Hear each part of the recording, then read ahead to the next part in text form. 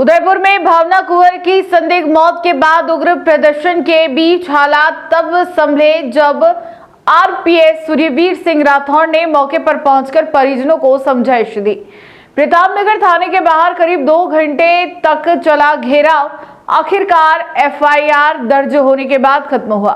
प्रदर्शनकारियों ने चेतावनी दी कि अगर 5 दिन में आरोपी की गिरफ्तारी नहीं हुई तो वे मृतका के ससुराल का घेराव करेंगे।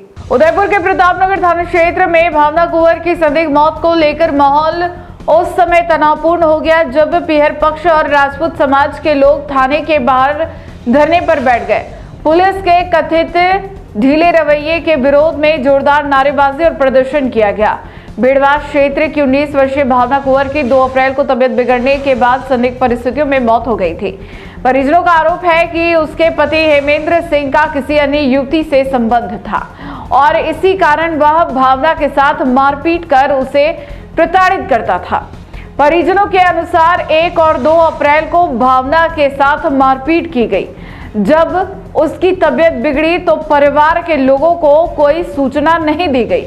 पड़ोसियों से जानकारी मिलने पर जब वे अस्पताल पहुंचे तब तक भावना अचेत अवस्था में थी और उसके शरीर पर चोट के निशान साफ दिखाई दे रहे थे।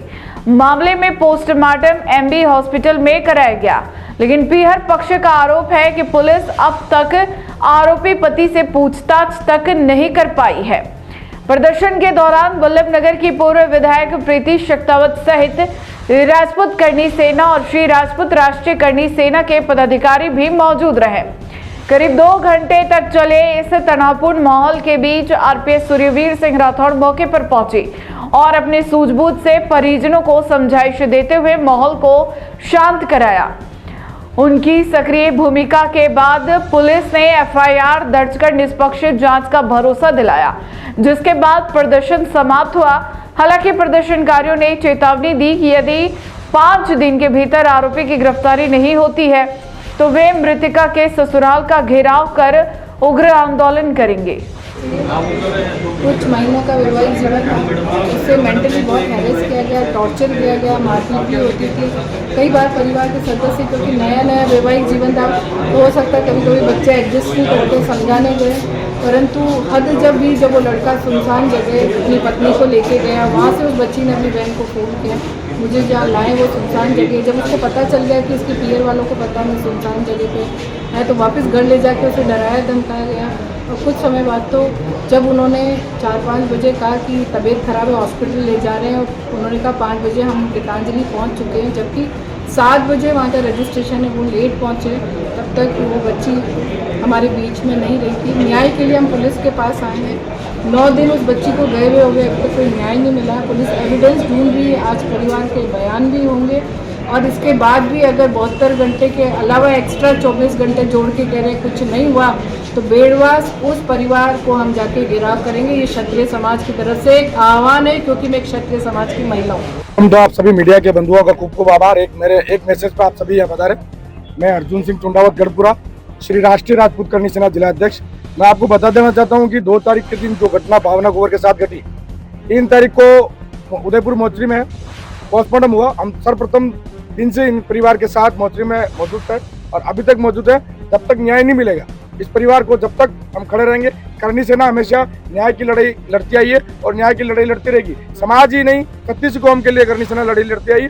परंतु पिछले 7-8 दिन से इस परिवार को, भावना कुंवर के हत्यारे को कहीं न कहीं बचाने की जो प्रयास प्रशासन कर रहा है, ये कहीं न कहीं गलत है और परिवार को न्याय अभी तक नहीं मिला। 7-8 दिन से परिवार इधर से उधर भटक रहा है। इनको लॉलीपॉप दिया जा रहा है, लॉलीपॉप के सिवा कुछ नहीं दिया जा रहा है। और अभी प्रशासन से मेरी वार्ता हुई है, प्रशासन ने कहा है कि भाई हम 72 घंटे का समय दो, हमें पुख्ते प्रूफ जब तक नहीं मिलेंगे, जब तक इसको गिरफ्तार कर लेंगे तो इसको जमानत जल्द मिल जाएगी।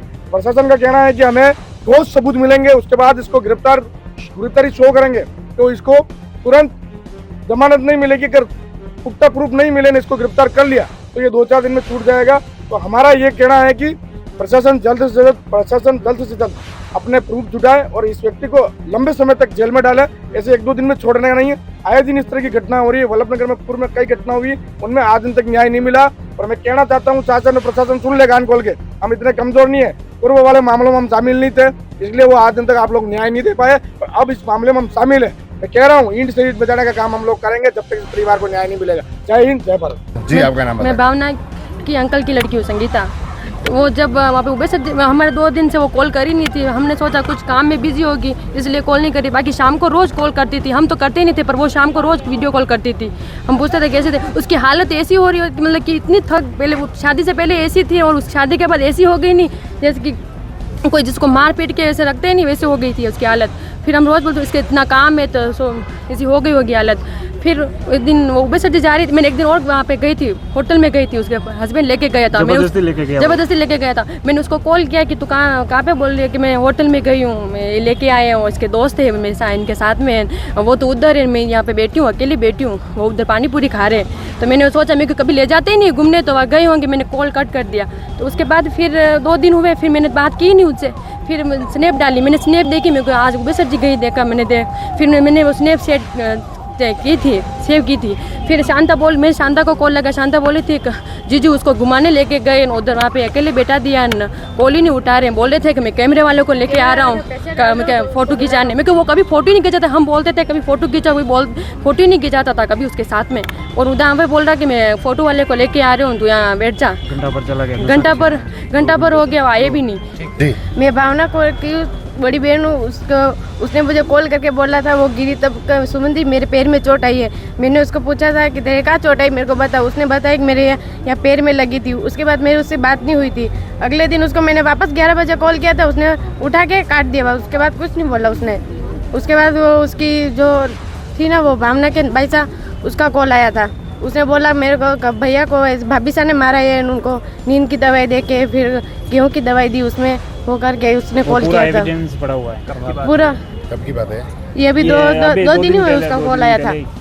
पूरी बात बताई थी उसने मुझे, ये भैया ने ऐसे मारा उनको, ये थप्पड़ मारा था, वो किया था। मारपीट क्यों कर रहे थे? मारपीट तो उसको अवैध रिश्ते थे उसको बाहर, वो उनके पति के वो था बाहर अफेयर था, इसलिए उसने पहली भी बोला था। तो पहले भी हमने समझौता करवा के उसको भेजा था, फिर भी उस नहीं समझा। तो उसने बहुत बार बोला था मेरे साथ ऐसा कर रहे वैसा कर रहे। वो नशा भी करते थे, वो मेरे को बोलती थी सुमन दीदी इनके जेब में से ड्रग्स निकले, वो नशा भी करते थे। मैंने फिर भी उनको कुछ नहीं बोला, इतने सब हो गया तो भी फिर भी वो कुछ नहीं कर रही है।